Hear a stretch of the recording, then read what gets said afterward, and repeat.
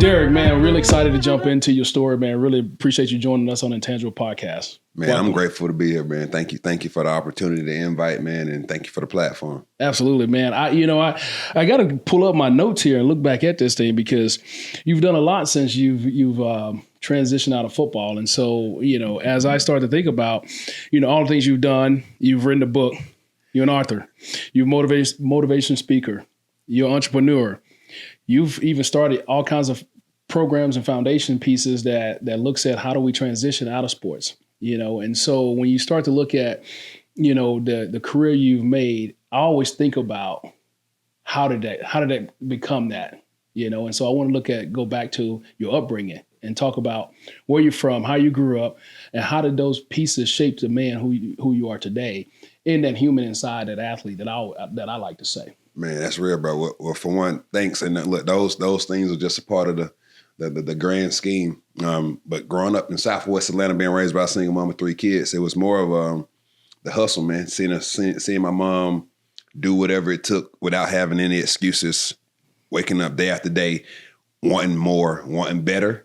It was one of those things, seeing that, realizing, okay, I can be more, do more, have more, and then having this dream of, okay, how do I get it? Not knowing how to actually get it. And then in the environment we grew up, drugs surround us, violence.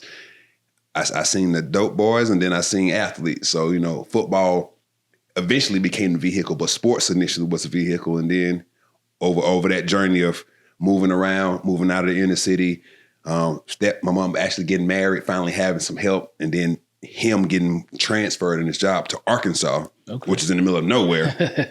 Life got real. Hey, but some of the biggest corporations, hail right there in Arkansas. Oh, they do. We was far away from them. That's in the northwest corner. We was in the southeast corner. Oh man. But it got me out of the city, and then it forced me to take the game serious because I wanted to get out of that location that I was at because it wasn't nothing there for me. And that kind of how it made me pick a sport. Not really knowing what I really wanted to do. Didn't know which one I was really the best at, because you played football, basketball, track, and they kind of weeded themselves out, and football became that vehicle that can give me a better life. And from that point, that was the dream and the goal to, okay, football can get me out of here and can change my family's financial future. But in the process of it, all those things that you mentioned earlier, that was really just the process of figuring out who you are, standing in line with my assignment, rebranding, rebuilding, and then how do you make impact and add value in this game we call life. So it's been a process of a lot of stuff, but really just not quitting, persevering, the art of reinventing, and discovering who you are and your purpose here. So it's been a journey, bro. Yeah, that's what it's all about. Life is a journey. And I think that's why when we talk about intangibles, it's so important to identify those things. And we're on this journey of trying to help people really identify these intangibles early. And so, as you start to think about, as you're thinking about this process of using football as a vehicle to get to where you want to be in life, at what point in high school did it become like a true focus? And was that focus to say, hey, I want to use football to go to the NFL, or I want to use football that's going to give me a springboard in life? Thank you for asking that question, because what I've concluded over the years, I wasn't specific enough. Because all the dreams and goals that I had, for the most part, when I reflect back on, I accomplished them. But some of them I wasn't specific enough on. So when I got to Arkansas, and then I was, okay, I had to come up with a plan because I didn't want to be there. So I came up with my first plan in my life. It was some goals, and it was called the Get Out of Arkansas plan. So I'm there, sophomore. I already seen Darren McFadden signed to the University of Arkansas sophomore. I said, well, if he can do it, I'm going to go ahead and give me a full-ride scholarship to the University of Georgia. So I said, all I need to do is put the city and the school on the map. We go win the state championship by default. That's going to happen. Right. So, sophomore year, that plan don't necessarily go how I planned it. But junior year, we go 11-0 in one game before the state championship, and then we lose. So the Get Out of Arkansas plan don't work, but the attention started to happen. Right. The recognition started to happen. Right. And at that point, I'm like, okay, this is what this whole dreams, goal thing is all about. Well, at that point, I had a chance to go to some camps, got some unofficial visits. Mm-hmm, mm-hmm. But last camp I went to was the University of Arkansas camp, even though I wasn't planning on going there. Yeah. And jump for a ball, came down funny, landed wrong. Little did I know, summer goes by, getting ready to start the season. My knee had swelled up. I had torn my meniscus, had to go get a scope, ended up waking up from that scope surgery with ACL repair. Wow. Game changer. Wow. Yeah. Went in for one thing, came out for another. Man. Shook. So all that attention that I had been getting, small schools, I told them I wasn't coming. The big schools that was looking, you already know it's business. Out. Right. Out. Right. Zero. Crickets. Right. So reality had to say that I had to figure out who I was outside of what I did my senior year with having potential offers on the table to having none. Right.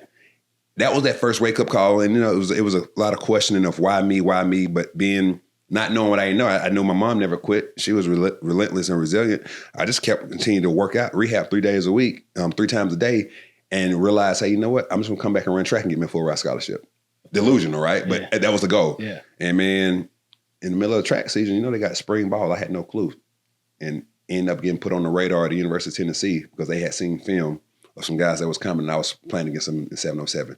And that's what opened up the opportunity again that gave me a new life, because they invited me to the spring game and said, look, we know what type of player you could be, but we can't bet on you yet because we're not sure if you're going to heal or recover. Right. And I just said, look, give me an opportunity. I'm going to come here and show you what I got.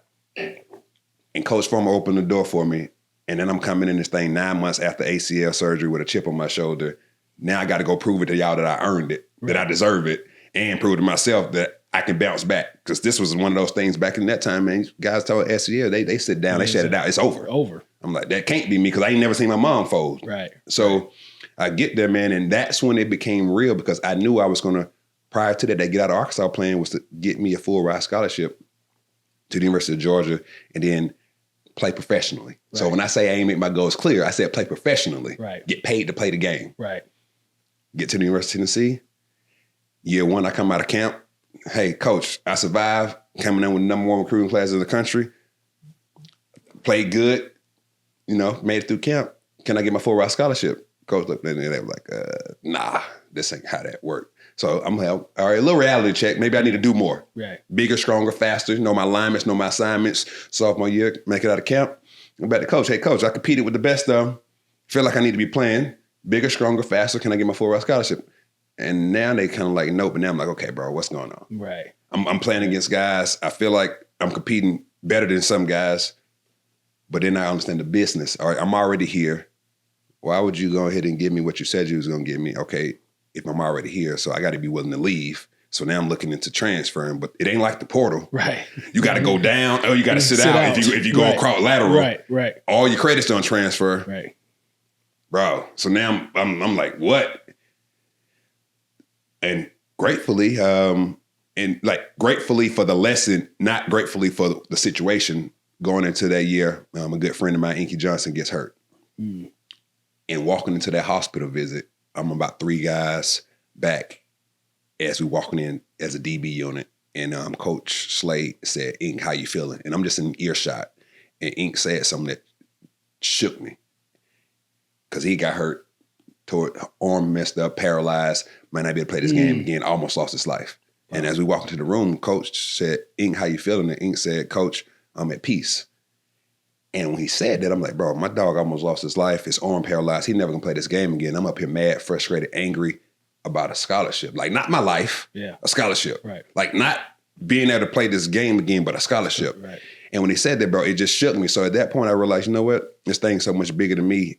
And when I start focusing on I'm not getting what I'm supposed to be getting because I'm not doing what I'm supposed to be doing. I'm too busy focusing on myself, my reasons, my goals, my ambition, things I want out of life. And maybe I'm not giving and serving enough. Right. And walked out of that hospital, man, and went into that next camp not thinking about I'm doing this to get my scholarship. And bro, it was amazing. I did exactly what I had been doing, but just a different mindset, different heart, different spirit. And the full ride was there for me on the back end of that thing. Wow. So now, okay, the thing I already knew coming out of high school, I achieved it. Yeah. Okay, still I want to play professional. That was the goal. Like, that's what I said. Right. Heck of a run. Senior year, Coach Kiffin comes in. Made it through that changeover because you know how it go. Yeah. New head coach, new AD, everything changes. Well, before you get to that point, what I want to ask you is, when you talk about attitude is one of those measures of like composure. How did you, before what Ink said, how did you keep your composure? How did you not let that mindset just continue to swirl and drag you down into That's the real. depths? That's real. Because again, you said you was still performing at a high level. You feel like you were competing better than others and things still wasn't going your way. How did you manage that? I got you. So 2 things happened. One of them, during the rehab, I was on my bed. I took a machine home. I was rehabbing 3 times a day. They told me I didn't need to do it. I over rehab, actually blew the staples out of my knee. So they didn't even slow down. So I pushed myself back because I was rehabbing too much. Right. They said my pain tolerance was too high. Right. I'm like, pain tolerance ain't too high. I just got goals and dreams I want to achieve. Right. But on that day, I remember laying on my bed, man, and I was so mad and frustrated. I just remember asking, why me, Lord, why me? And I heard this voice. This was the wildest thing I ever heard in my life. He said, I gave you this state for the glorification of my kingdom, and you're using it for your own selfish purpose, ambitions, and goals. So I got to take it away from you to get your attention. That's in high school. So from that point moving forward, I said, I don't even know what that really means, but from this point moving forward, I'm going to use the stage for something bigger than me. Right. So that was my senior year. Well, those 2 years when I didn't get the scholarship as fast as I thought, I was too busy focused on my own personal selfish ambitions, reasons, and goals. Setting you up to know that you were. Yeah. You got to look beyond. It's bigger than me. Yes. You got to look beyond. I was supposed to be being a good teammate, being a good brother, being a good son, like being there, being a good impactor, uplifting those guys that was around me that had different challenges and struggles. But I was so busy focusing on what I wanted. I wasn't doing what I was doing, so I wasn't getting what I was supposed to be getting. Right. So in that process, one of the biggest things I seen my mom be resilient, not quit, and just persevere. So I said, okay, I done seen harder things happen. And when I reflect back on it, it always worked out. So why would I not believe the track record of the Lord and what he done did for our life? So that was the first thing. The second one, I had these affirmations on the back of my door, man. And I just confirmed that belief in myself reading, I'm relentless, I'm tough, I'm resilient. Make it so they can't, I had these mantras, make it so they can't deny you. Yeah. Don't make it easy for them to make it hard on you. I had these thoughts that I just kept saying because all those things that I had wrote as far as getting to that point, once the scholarship was gotten, I had put those things down on paper. Yeah. I had these dreams and these goals. And growing up in the inner city of Atlanta, moving around, we moved around so much. When I was little, I became good at making friends quick because I know if I ain't meet you on the first half of the year, I might not see you next year because we're going to move again. Right. So I realized I was good at making friends when I was young. So when I got in the locker room, I was good at making friends. Well, I didn't realize, man, when you're young, they call it making friends, but as you become an adult, they call it networking. Networking, yeah. So those are some intangibles of being resilient, persevering, not quitting. Like I seen that with my mom. I seen that when I was young. I seen harder things that we had been through. So when I got to this, I'm like, bro, I done survived through something harder than this before. Yeah. This is really just another test to see how bad you really want it. Yeah. And if I done made it through the other stuff that was more like life-threatening, this is really a test. These dreams, these goals, these aspirations, the stuff you wrote down, do you really want? This is a test. And I've learned in school, you don't pass the test, you don't pass the class. So I honestly just thought this was another test. All right, this thing I want out of life that I want. All right, this is the Lord's test for your life.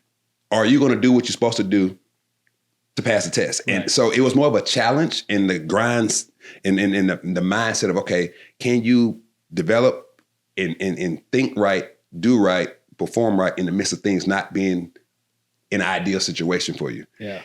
And that's all the thing I ever saw on the front half of my life. So really, that's all I kind of knew. And I seen my mom, like she was a prime example of it. So really during that time frame, man, the mindset was pretty simple. Like it wasn't life or death because I had made it through some of those things that could have been life or death of us being on the street, right? Not knowing where food was gonna come from. My mom figuring out, okay, you know what? I got to make a decision. I'm going to check the mailbox. I get the $72 child support check don't come in the mail. So then she got to make a decision. Does she pay the lights or does she pay the rent? Right.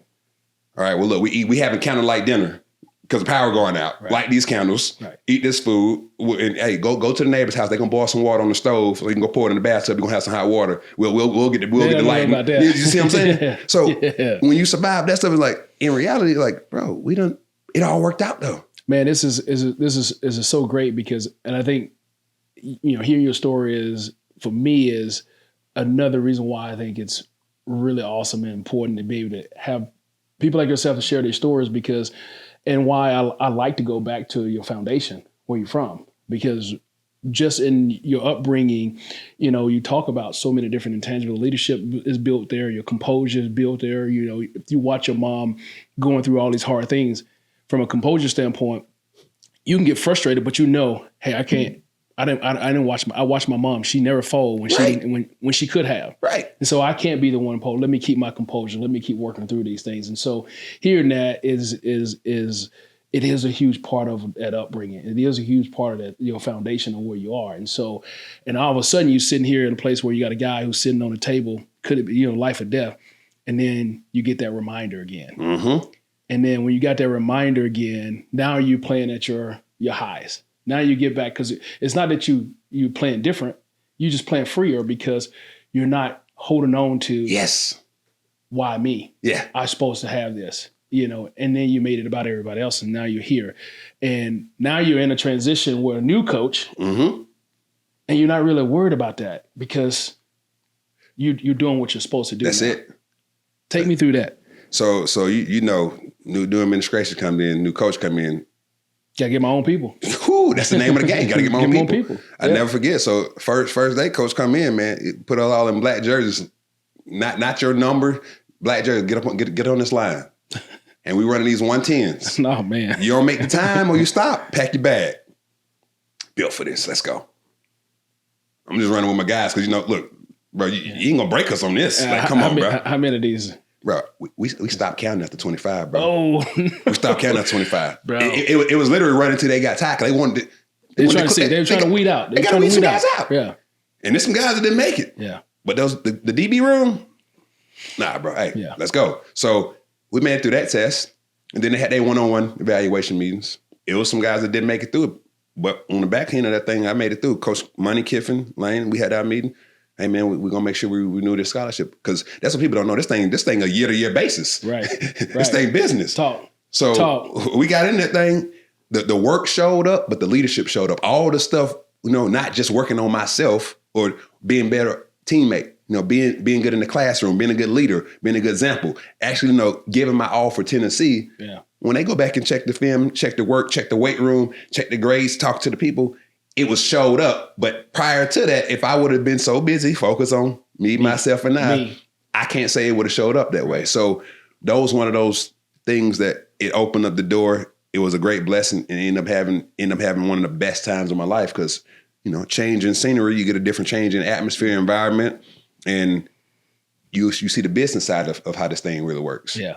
So that was the blessing. So now we go into my last 2 years, and ended up graduating early. One of the first in my family to do that. And then graduating, got my master's. So that was a blessing. But I didn't even know what that was. I mean, just impressive in it all. Like you're competing, you're trying to earn a job, you're trying to earn a scholarship. All the while, you've earned 2 degrees in 4 years. So all that composure that you had to keep and all that the leaderships and things that you're showing throughout, your time of competing on the field also showed up in the classroom. What was that piece like, trying to manage all of that while also trying to compete and win a job? Because SEC football is not easy. It's a real job. Bro, yeah, you think you're good until you you think you're nice until you line up. It takes a lot of discipline, man. So give me that. What was the discipline process for you to be able to do all of those things? You accomplish a lot in a short period of time. So this is in reality, when you in it, you don't know what you don't know. Like, I think this is the standard. This is what you're supposed to do, right? Okay. But however, I did know this. I got guys that's going to go out, they're going to drink, they're going to come show up. They ain't going to miss the workout. They're going to come in there and ball out that workout. They're going to be asleep the rest of the day in the locker room. So they're going to make it to class. So one of the biggest things was, I said, okay, look, you ain't going to ever be the biggest, the strongest, the fastest, especially in the SEC. Yeah. However, I can make it so the eye in the sky don't lie, and make it so they ain't gonna make it. I ain't gonna make it easy for them to make it hard on me. Right. And make it easy for them to deny me. So the idea of drinking never excited me. It don't really taste good. It make you feel like crap. If you drink too much, you sick, and then it don't give me an unfair advantage. So that we ain't doing that. Yeah. So all the things I had was, all right, I had to say, if your mind ain't right, your grind ain't right. So I got to keep my mind right. I got to be able to be the most disciplined person that I could possibly be to give myself the best outcome to achieve these goals that I want to reach. Right. So in reality, when it came down to, once I had that moment of clarity of giving my all and being the best person I can be, the grades part was one of those things. This is what you're supposed to do. End up getting academic honor roll. That was SEC honor roll. That was a win. Had no clue how that worked. But the thought process was, okay, how do I make myself show up in this classroom and be the best I can be. Well, anything that had to do with math, I said, look, I don't need to be in that. So I changed it to legal studies so I can write. So they can't count me off for the credit on my ideas. Right. So I just removed the element of math because math was easy until they added letters. And then I'm like, nah, bro. So switch the major where it worked in my favor. That's helped me graduate. Gotcha. When it came down to putting in the work, nobody ain't gonna outwork me. So we get in this weight room, like, look, weight room practice, let's go compete. We're gonna go compete. Like, it became fun. Once it switched of getting tired, and I know you ain't gonna outwork me, and now we can compete, mindset shift. Yeah. So now, it don't matter. We run 21 10s or 51 10s. If it's a 6 a.m., I want to be the first group. Hey, scrim coach, look, you try to make us run because you made us tired. It got to the point where you couldn't make us run from getting tired. Right. We're going to make this workout look silly. So the thought process just shifted. And really, I just thought that was the normal because you had guys that came before me, like we talked about with P. When the standard is the standard and you finally realize what it takes to do that work at that level, at that point, that becomes a normal. Now, I didn't know that was a great accomplishment. I didn't know that was, not normal. Yeah, because it's first time you're seeing it, the first time you're experiencing it, and so it's like I talk about all the time with my kids. It's like I always have to remind myself it's their first time doing these things. Right. I've had a lot of experience in it. And so now you haven't had a lot of experience in it because no one in your family, and now you're like, oh, okay, this is cool. That's what the OG's doing. Okay, cool. Right, so all right, this is how we're going to rock. Okay, cool. Let's do it. Yeah. Let me step it up to be the best I can be in every aspect. And you graduate. You got to register to graduate. What that mean? Like, I'm done now, bro. I still got eligibility. What y'all talking about graduating? It scared me, but that was what it took. But having guys around you, that the standard was the standard. So I didn't even know, what I'm saying? Like, we reflect back on it. Oh, that was a great achievement. Like, in the midst of it, it was the work required. Yeah. Like, that was the standard to do what we wanted to do, to achieve what we wanted to achieve, to get where we want to go. So I really was just trying to be the best me and make sure the guys that was going to rock with me, line up to the right or to the left, they was the best them. Because I can't hold nobody accountable if I ain't doing it. 3, 2, 1. Parents, the recruiting process is one of the biggest decisions you'll ever face for your child. And talent isn't enough. Coaches are looking for the intangibles, like composure, coachability, communication, and leadership. And that's what Team Q measures. Get clear insights into your child's intangibles so they stand out when it matters most. Go to teamq.io and help your athlete unlock greatness. Take me through, as you look back, hindsight, thinking about this character foundation that you've built in all these hard, tough moments that help you through this transition. Because when you think about transition, it's hard. Oh, yeah. Football transition is hard into life. And so now you're sitting here, you earned a scholarship, you got an academic, just excellence where you, two degrees in 4 years, which is, a lot of guys are not doing. A lot of guys are not disciplined and focused to do that. That's real. But you have bigger and better things. And so as you look at that transition, take me through that character piece that you were building that helped you handle that transition, even though it was hard. 2 things come to mind. One of them was high school. When we moved from Atlanta to Arkansas, like in Atlanta, the standard of sports and everybody being nice, like there was a standard. Like everybody was nice. I wasn't even the nicest guy on my squad when I was in Georgia. You know what I mean? Because the hotbed, it's one of those states, everybody nice. So when I get to Arkansas, my brother. When you talk about nice, you're talking about good. Yeah. Like good, like bro, like they can ball. Yeah. Now they got to be in school long enough. They might not qualify grade wise, but they in school. They nice. How many guys have you seen in your life? I'm sorry to change that is when you look at them from like athletic ability, you're like hands down, bro. But just didn't have that total package, bro. Look when I'm sitting in this seat today, it was guys that was way nicer than me when I was in Georgia, bro. On my high school basketball team, I was coming off the bench. It was guys I played against. I'm like, they was nice. Like, I'm like, all right, he going. Plenty of them. Yeah. I'm out of hands. I'm out of hands and fingers. But when you look back now, only a few made it to that next level. It blows my mind. And the point of like just kind of touching on that briefly is you got to have a total package. Absolutely. And the things that we're talking about, a total package, is those difference makers like these intangibles that set you apart. That's it. The separator. Yeah. That's a separator. Yeah. So the story that comes out, we get to Arkansas, and it was cool, the journey, because I learned a lot. It taught me about diversity. We moved to this small town, and most people born there, raised there, live there, die there. Mm-hmm. Nobody ever thought about going to school, playing ball outside of the city, outside of the state, going to college to play ball. Like, it wasn't as normal. Right. So when my brother get there, and we just set the tempo, hey man, we come from Atlanta, like, so sharing the vision of what the city was like to the guys, it was kind of eye-opening because, you know, you're coming from the city to a small town. But what really happened in that process, man, when I wrote down these goals, is get out of Arkansas playing, take the school to a state championship, win it, that's going to put them on the map, put me on the map so I can get me a full ride out of here. All I need is 24 touchdowns, 2,200 yards. Like, I had the blueprint because I seen McFadden do it. Right. The guys bought in, man. I ended up getting me and my brother got a job at McDonald's. We had the whole school, the whole football team working at McDonald's. Like, the buy-in of culture, like, I want y'all around me so much so we can share the dream and the vision. Follow. They worked so hard. That's how we ended up going 11-1 that year. Just because the vision of what we could do, what we could be, and really, it was really on my own goals of what I wanted to achieve, my brother wanted to achieve, but so many guys bought into the idea of they can be more, do more, have more. Right.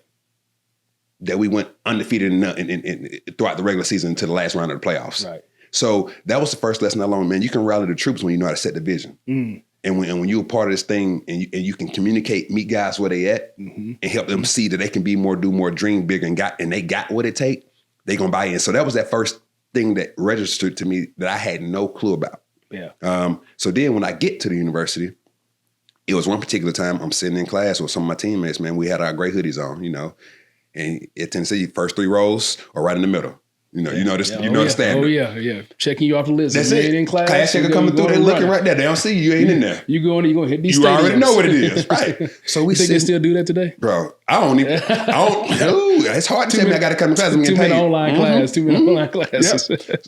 So we sitting there, man, and I can't even remember the class. And this one professor, man, we turned in our stuff. You know, we had to throw in center. We do our papers. So my first paper get turned in, and it was said it never got turned in. So my tutor, we print another one, get it turned in. A couple weeks later, we turned in the second paper. It was told it never got turned in. So we print it up, we turn it in. I'm like, this is weird. Why my paper's not getting turned in? It's a professor, female. It happened the third time. And at this point, we had been wearing our Tennessee stuff to class. She didn't like athletes. You just took the words out of my mouth. She didn't like Little athletes. did we know, she didn't like athletes. So this is my first time. Oh, I didn't, you think everybody rock with you. Yeah. Bad experience years ago, she don't rock with athletes, so she been losing our papers. Right.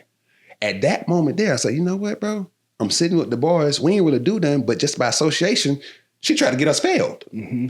That moment there, for the rest of my collegiate career, I never wore Tennessee stuff to class, and I didn't sit with my teammates. Because what I found out was how you're perceived is how you're received. Right. So I didn't want them to know I was a jock just to see how they was going to treat me. So the only time they would know is when we leaving on Friday for an away game, and I got to turn the letter in and let them know I'm going to be gone. Right. But at that moment there, all my teammates and my peers, whether it's a Lady Vols or whatever, they see me walking around in these suits. I just did an experiment. I started walking around in suits. And it was amazing because we're supposed to be jocks, but I'm walking around in some suits. And now I'm getting perceived completely different in the classroom because they ain't looking at me like I play ball. And they don't even know. I ain't gonna even bring it up. Wow. But my teammates start to recognize. Wow. So the conversations, first, everybody got to crack a joke. Some of the boys had jokes, but some of them started to respect I was just moving different. Yeah. And at that point there, I realized, bro, we bigger than this thing that we're categorizing ourselves in. And we got more leverage and more pull and more impact than this thing that we're putting ourselves in. And we see it when we're in the stadium, and we see it when we walk into the stadium, but we don't realize, man, we start changing our persona or demeanor out the gate. We can start building a brand that's way bigger than the game out the gate. So that thing started to happen for me, and I think it happened in that experiment phase, but it was one of the biggest blessings in disguise because for that first year, my senior year of high school, I had to figure out who I was outside of what I did. It's not been an athlete. Right. So the idea of, man, I gotta, like, who am I really? When the helmet come off, when the shoulder pads going, like, who am I really? So all those things started to happen. So I think some of those characteristics and traits started to be realized. It started to kind of show up and develop, and then I could be a leader of the guys that was around me, and they was gonna rock with me and understand. Look, man, Furlow might be talking about this, and he ain't too far off. They bought in enough to know he owned to something. Yeah. Some of them finally come around to this day, but some of them registered it early. So I ain't know what I ain't know, but I know it was a lot of signs that helped me started to shift some of the thought processes. And then I seen a lot of guys that left early finally came and started coming back. And I'm like, bro, hold on, why are you coming back? Right. Oh, that lead don't work out like that. Right. That's what really caught my attention. Right.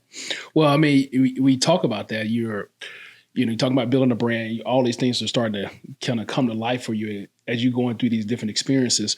You wrote a book, about what's next, and it's all about transition. What mindset that you had to get into as you start to make those next steps outside of the sports and say, hey, I want to write this book to do that. Man, I come out, so senior year, hurt my shoulder, preseason, jump for a ball, come down funny. The first 2 days you don't go past, just go helmets, come down on my shoulder.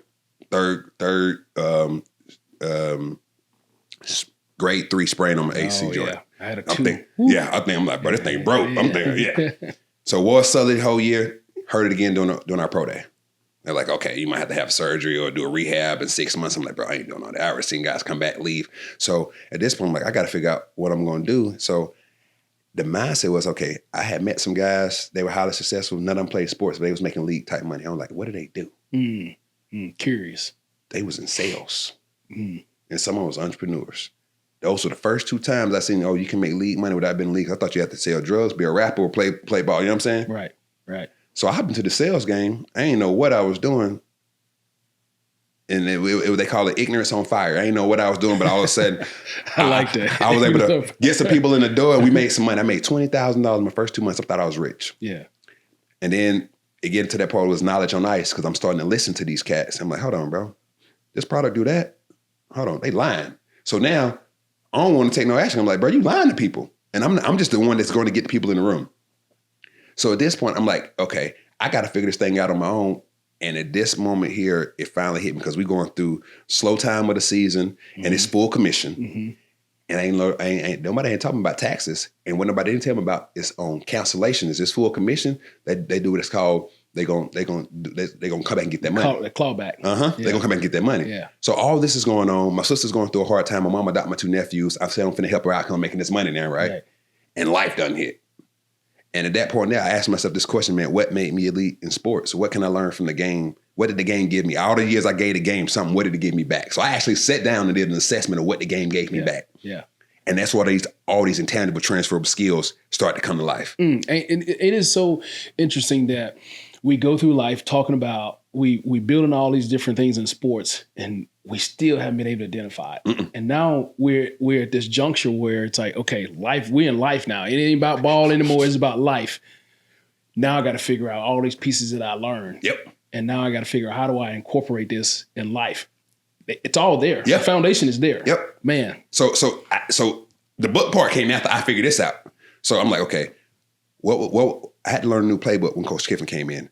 How do we learn the playbook? So I took the same model from how we learn the playbook to how we review film study and how we execute for game day. All right. So we literally, how we do install. We got the playbook, we review it, go over installs, go to walkthroughs, go to practice, review the film, get on the board, make a custom adjustments, and go execute it again. So I'm like, okay, cool. I got to learn the company's steps of the sale. I got to learn the company credibility, the history of the company. I got to learn all this stuff. All right, I'm going to take this thing just like we would go through camp. Right. And literally, I was able to figure all those things out and started applying in the sales game and start having success, where I end up getting a deal on my own. They say, no, I get 2 deals a day. To the fact, one day it's called a triple down. I got 3 deals in one day. And now the vets started looking at me like, who is this young cat in here doing this thing? So now I got their attention, because initially, you know what I'm saying, they don't really want to help you per se. Oh, right. So I done figured this thing out. And I'm seeing other people that need help. And 2 particular guys that was on my team, one played golf, one played basketball. They kind of attracting towards me because I'm figuring this thing out a little bit faster. So we sit down and we just have that same process in the morning, training. And at that point there, we became one of the top sales team in the organization. And at that moment, I'm like, hold on, bro. This ain't just me. Yeah. The game done gave this to all the boys. So why are my guys struggling with this life after sports transition? That light bulb right there. That's it. That light bulb. So I'm like, bro, this can't just be. I'm like, bro, everything we get a game, it gives back to us. We just got to take the time to sit down and self-reflect and say, okay, what are these transferable skills I can take from the court, from the pool, from the track, and apply over here to life and business? Right.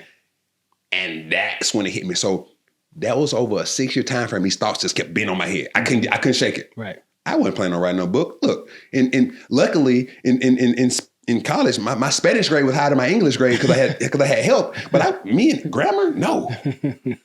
But the Lord kept putting this thing on me, and I was fortunate because in 2024, I'm done with the game. I found my purpose, and it was to impact, inspire, and empower. Right. But it was really to impact your perspective, inspire you to be great, and empower you with the knowledge and tools that it would take. And it was for my peers. Right.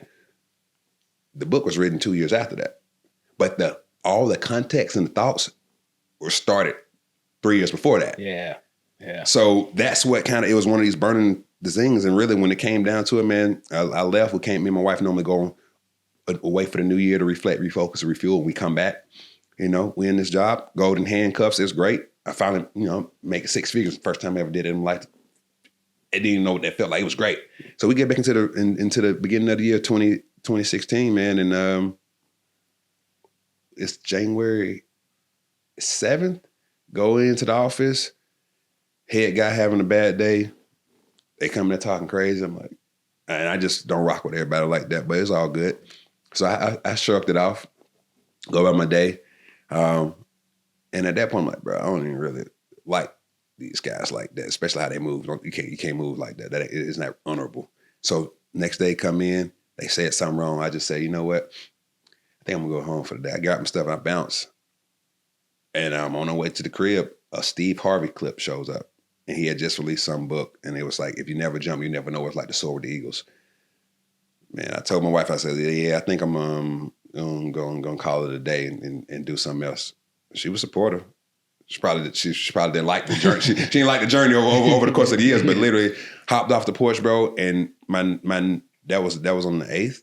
9th, I woke up, got my workout in that morning at 6, and literally put my camp schedule back in order. And I would work out, eat something, get all these thoughts out of my head, all these notes that was on my phone, all these articles that was on my phone, all the things that came on my mind over the last 6 or 7 years. My job was just put it on paper. And first 30 days go by, I got to 15,000 words, didn't really like it, started over. Next 30 days come by, end up getting 45,000 words on something completely different. And at that point, I'm like, okay, I think this is a book manuscript. Yeah. And I'm like, okay, what do I do now? I need to go figure this thing out. I call Inc. Hey, bro, how do I find an editor? Yeah. Started the process, found like 6, and one particular one, when I started talking, he got it. It instantly resonated with him. I said, man, when can I meet you, man? He just happened to be coming to town because he was releasing a Pat Summit book. Timing. Man, we met at a Panera at like 11 p.m. It's closed. We sitting on the patio. He had wrote articles in sports, been in the sports industry. He was releasing a 20-some years, my guy Mike. And he said, man, this is necessary. And bro, that started it literally. That was the process that got started.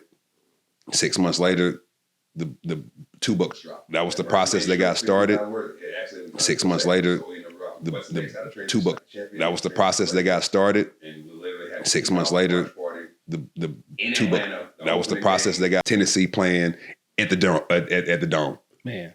So that was the journey, bro. I ain't know what I ain't know. That's awesome, man. That's a great story. We're gonna take a quick pause real quick. I like to do this thing called a 2-minute right before halftime. You know what I mean? And so like some easy, soft, tough questions, just some rapid fire type questions. All right, you ready? Let's do it. All right, Derrick. First word that comes to your mind when you think about transition. Necessary. Most impactful lesson you learned playing in the SEC. Ooh, you're never as good as I say you are. You're never as bad as I say you are. You're always somewhere right in the middle. It's so true. It's so true. All right, your favorite pregame hype song. Back then, I know you got to go back. Come on, Pastor Troy or something like that. Bro, we ready. It was hey, vice versa is real. But when I finally got to that point, man, I like to sit in silence. All right. Okay. I'll take that. A time you lost your composure, and what did it teach you? Man, I would say this one. This is not the most dramatic one, but this is when they first came up with the defenseless player rule or some crap. So that's in 2009. It was against UCLA, and really that was the first time I had my hair pulled. Okay. So the next play, tight end, he's 6'6". I came back and had to hit him for no reason. 15-yard penalty. But I'm like, bro, what like, I don't know. So it cost the team. We ended up losing the game. Yes, UCLA. That was just one of those things in the game that you don't do to help your team or hurt your team. Right. And it wasn't even really about that. We out physically and we just didn't take care of the ball. But that was one of those ones I'm like, bro, that was stupid. But it was definitely one of those like, bro, it's a part of the game. Like, relax. Yeah. And they was real friendly anyway, but it was just fascinating. That was stupid. That was stupid. Being that you're a book guy, what is your best book you've read that shaped your leadership? Boy, wee. All right, I'm gonna go with Think and Grow Rich. It's been incredible. Just the mindset. The 7 Habits of Highly Effective People. Yeah, that's a good one. Is a good one. Yeah. From there, I would say 10X rule has been one. Bro, I got it. That's a whole list. That's a whole list. I'm gonna go with those 3 just to keep it short. I like it. All right. A couple more here. One thing athletes underestimate in life after sports. One thing athletes underestimate in life after sports. I think we underestimate the work and the persistence and the mindset. I think we underestimate everything we get a game. Because I'm a firm believer that the grind always pays off. Sometimes you just got to check the currency that it's paying you in. A lot of us expect the grind to pay us back in the currency of going to the league, the currency of money, the currency of being famous, the currency of what we ideally thought it was going to be. And in reality, it could pay us back in the currency of a great network, pay us back in the currency of access, pay us back in the currency of knowledge, pay us back in the currency of exposure, pay us back in the currency of intangible transferable skills. Man, you preaching right now. It can pay us back in a lot of different ways. So I'm a firm believer the grind always pays off. You just got to check the currency that's paying you in. Man, that's real strong now. I like that. All right, last one. What piece of advice would you give a 20-year-old athlete right now? Right now, I would say the brand that you're building on the field can impact and change your life off the field. So whatever you're doing and attaching yourself to or whatever you're creating, just know that you got the stage and the platform right now to put yourself and your family in position to use their brand and work with it moving forward. But you got to understand that, recognize it, and then take advantage of it. And a lot of times you don't understand it in the moment. Man. So take advantage of the moment. Those are good, man. Those are really good. Appreciate that. Appreciate that.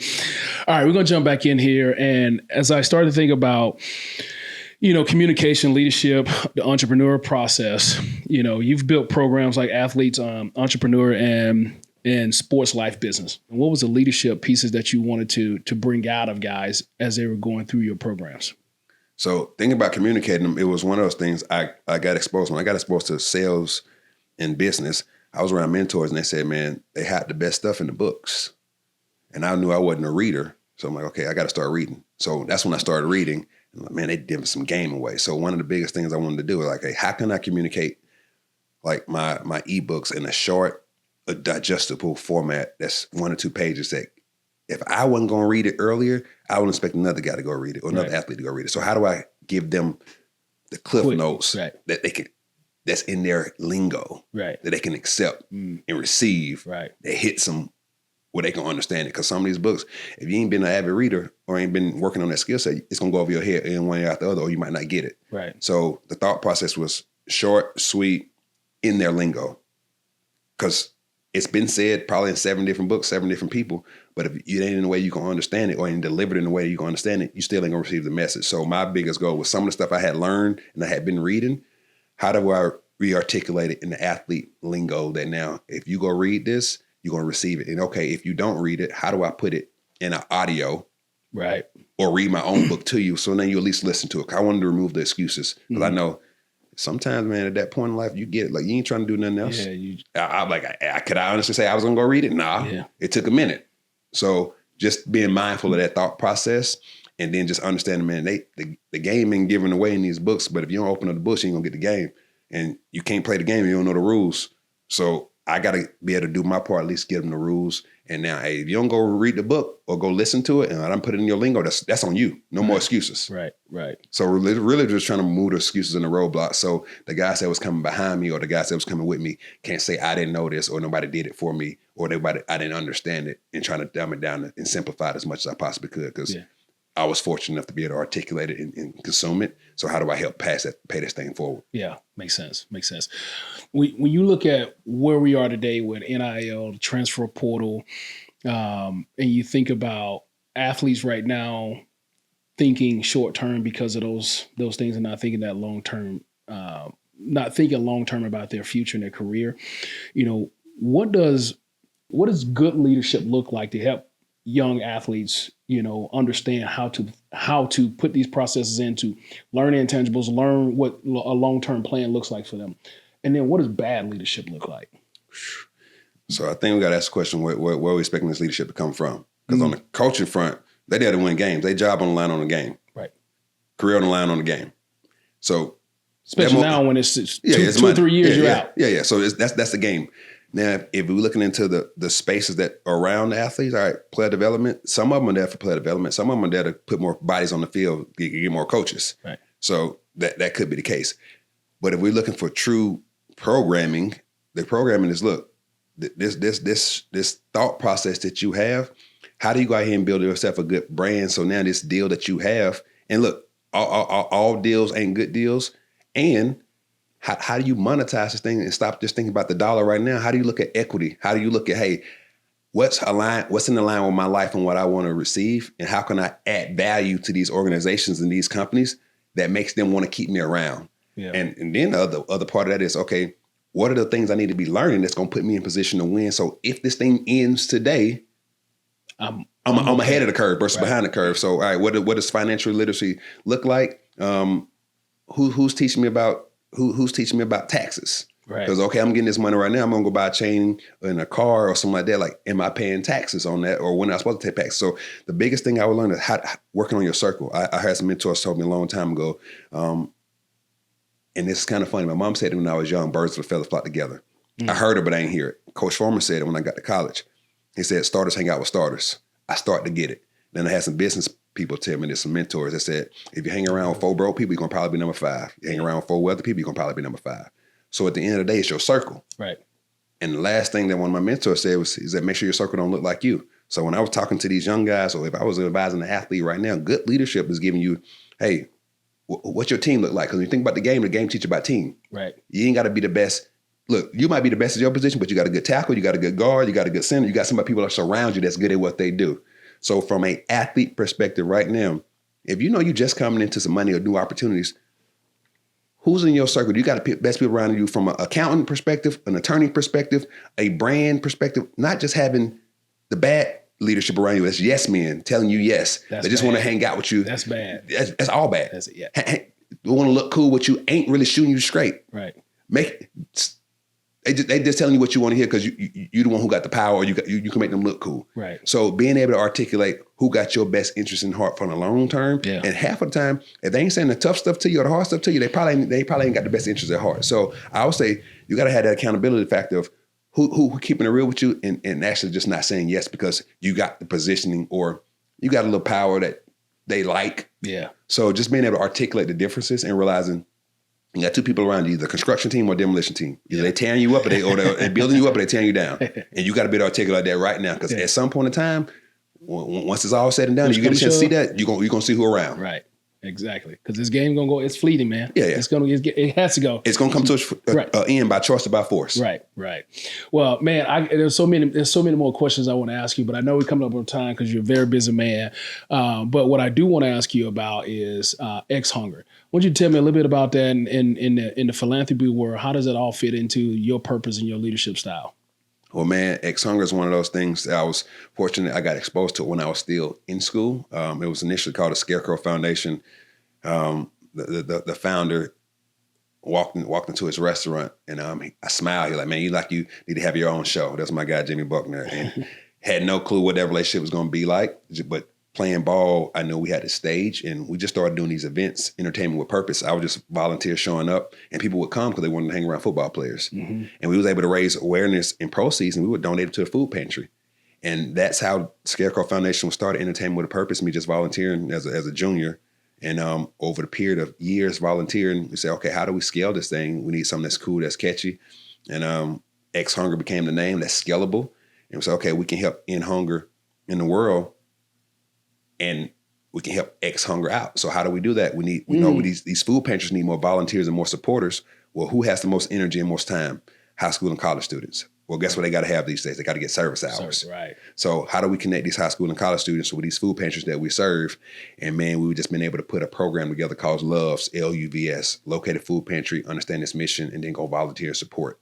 And by that, as a high school and college student, you get your service hours, but those food pantries get boots on the ground, more help, more energy. And however you decide to locate it or volunteer and support it, when you get a chance to talk to the executive director, you're gonna get a chance to figure out what their needs are. Now you can help in that capacity. They getting the help, we helping in hunger together. So we like to call X Hunger, we help the helpers. And America doesn't need more food pantries, they just need more helpers. So that's what we've been able to do. And it's one of those things where I grew up, I knew what it was like to not know where the next meal was going to come from, even though we knew we was going to get it. But the syrup sandwiches and the sugar water, you know what I'm saying? Like, it's one of those things, once you done did without or did with least, I didn't know there was food pantries around that you can go get food from. We never went to one, but I'm like, oh, wow, that was a resource. Yeah. So not knowing it was there is one of those things where being able to build awareness, but then also help them do what they do best.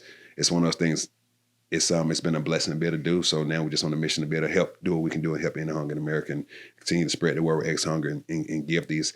We was able to give out 2 scholarships last year to high school students that's been able to help their community the most. So it's been really cool to do that. And we're just partnering with clubs now that have all the students already, and we just want to come in and work with them adjacent. So we don't have to start no more clubs because it's been a process of doing the thing, but we finally got a system now. So just on a mission to help what we can, man. You know, when you think about your background, where you come from, and thinking about, you know, you were so ahead of the curve, so out of the box of, you know, from a thinking standpoint, just even, you know, I'm thinking about, you know, I didn't know to write down, you know, these affirmations and say these affirmations and reaffirm all the things that I wanted to do in life. I didn't know how to write down these goals and say, these are the things I wanted to be specific about. I was fortunate and blessed with a talent.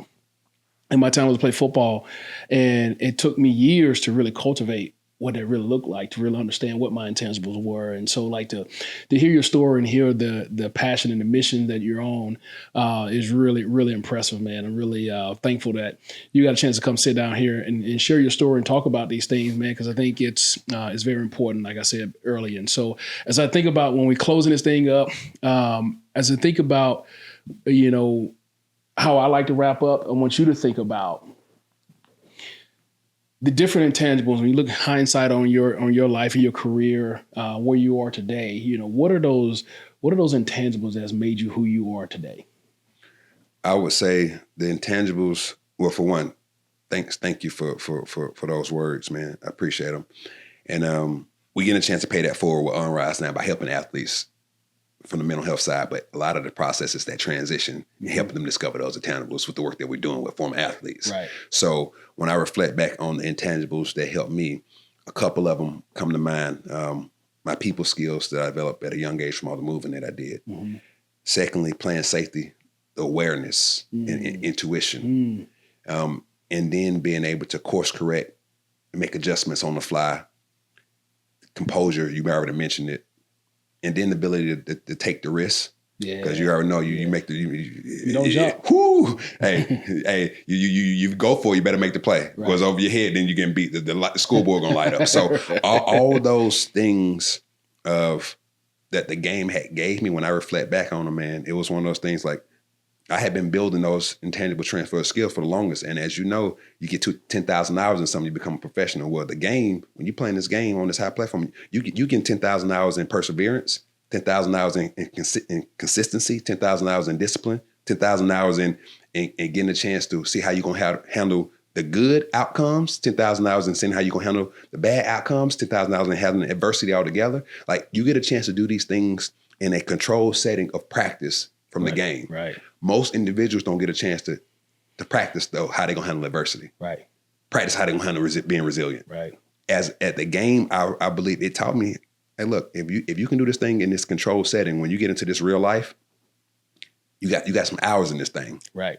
So now that you believe yourself, man, you know, we don't watch film enough. You know how to go do it right. You got these mental reps. So 10,000 hours in of mental reps of positive self-talk. It becomes one of those things when I start reflecting back on it, the game done gave us so much and done gave me so much. I was just able to do a self-assessment and take a sit down of saying, okay, what are those things I feel like I gave a game? What I feel like I gave him back? And then when I was able to take a step back, okay, when I'm making this transition, what are the things I do naturally, do fun, I'm good at? The people say I'm good at. They come easy to me. Yeah. Oh, wow. Google what career paths are already out there. Who's getting paid to do it already? So it was one of those things, man. I was fortunate enough to be able to sit down. So I think one of those tangibles may be able to be intuitive. Yeah. Being able to be self-reflective. Being able to be accountable. Very important. Awareness. Very important. That's it. Very important. Man, Derrick, man, I go back and, you're Arthur. You're a former SEC athlete.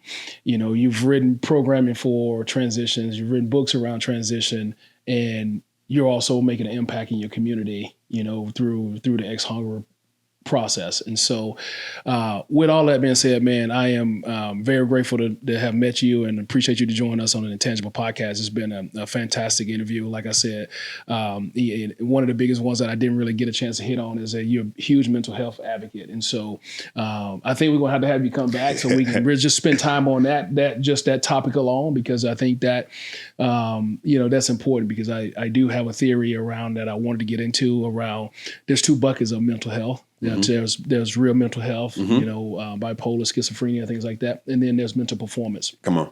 That can lead to some of those, some mental health challenges. That's not necessarily mental health, but that's one area that I wanted to kind of jump into. But you and I think we got more to come, to have more sit downs, man. And like I said, you're a very busy man, so I really appreciate you joining us on the Intangible Podcast. Man, appreciate you for having me on the podcast, man. Looking forward for the next opportunity. Have a blessing, brother. Absolutely. Appreciate it, man. Absolutely. Yeah.